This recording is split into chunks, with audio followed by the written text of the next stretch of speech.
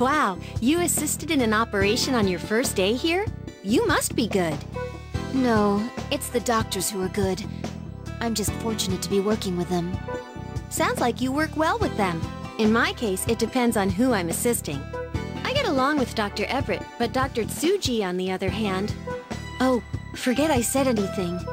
By the way, Ms. Newman, about the operating room's support system.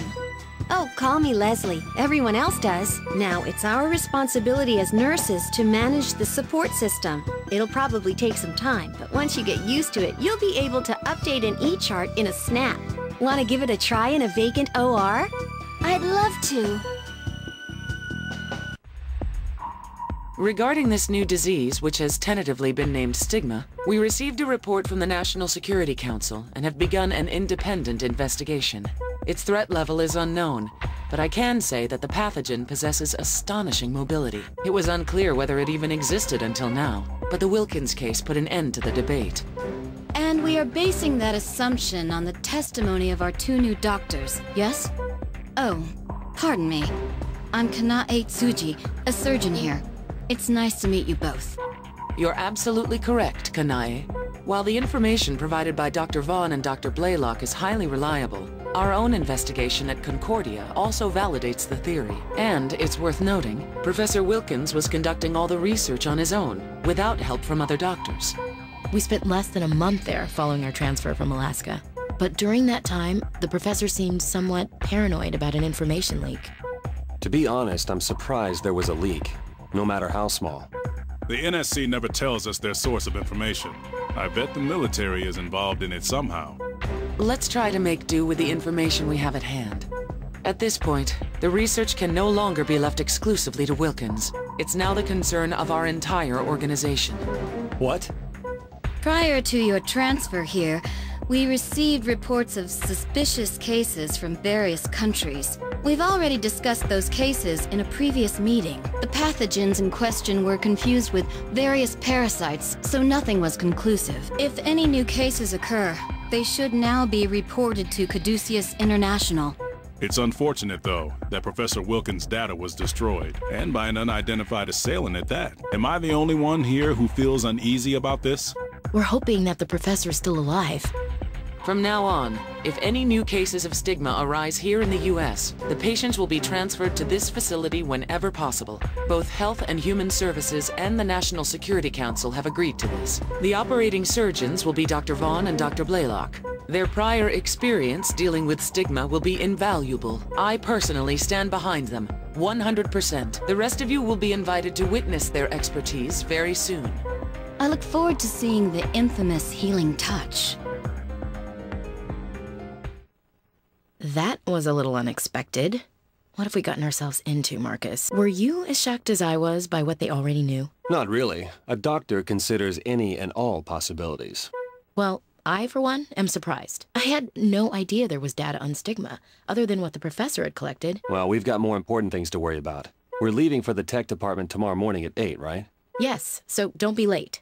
All right, then I'm gonna go home and get some sleep. Doctor, we just received an emergency request for help. What happened? There was a big accident on the freeway. More than 30 people are in serious condition. The request came from the state hospital. Now I feel right at home. Elena, can you let them know that we'll accept the patients?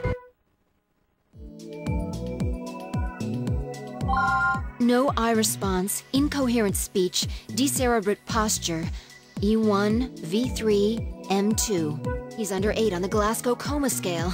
He's in critical condition. The patient has taken considerable damage to the right half of his body, and his lungs may be at risk. He's definitely in bad shape. The exact locations of his injuries are difficult to determine right now. His vitals aren't stable either. Please hurry, but be careful. There's no time to lose. Let's begin immediately. We'll save him, no matter what. Let's begin the operation.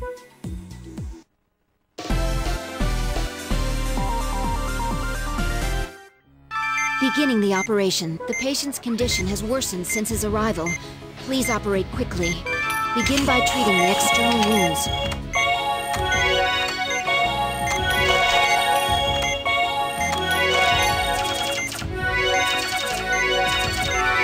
external wounds have been treated, but I assume that it can only be worse on the inside. Let's open him up and begin treating his internal organs.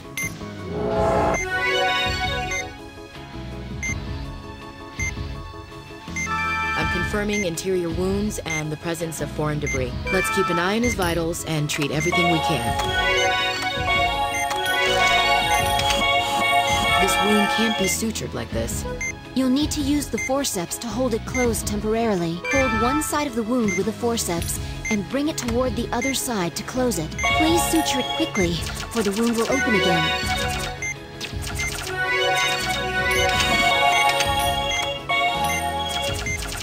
That should do it for this area. Now to move on to the others. Use the magnification tool to change where we're looking. There should be other injuries nearby.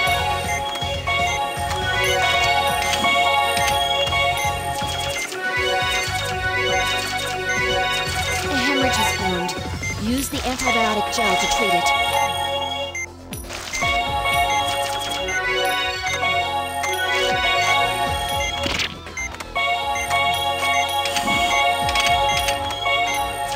Vitals are stabilizing. The patient should be all right for now.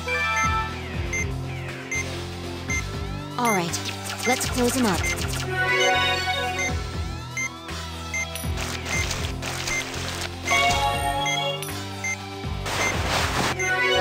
Operation complete. Excellent work.